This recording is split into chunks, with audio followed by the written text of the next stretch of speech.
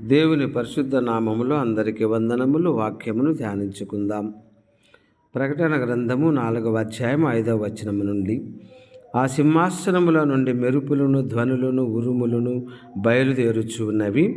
మరియు ఆ సింహాసనం ఎదుట 7 దీపములు ప్రజ్వలించుచున్నవి. అవి దేవుని 7 ఆత్మలు. మరియు ఆ సింహాసనం ఎదుట స్ఫటికమును పోలిన గాజు వంటి సముద్రం ఉన్నట్టు ఉండెను. ఆ సింహాసనమునకు మధ్యను, సింహాసనము చుట్టూను, ముందు వెనుక కన్నులతో నిండిన 4 జీవులు ఉండెను.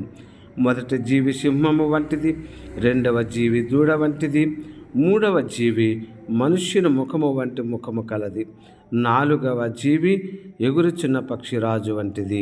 ఈ 4 జీవులలో ప్రతి జీవికి 6 రెక్కలుండెను. అవి చుట్టూను, రెక్కల లోపటను కన్నులతో నిండి ఉన్నవి.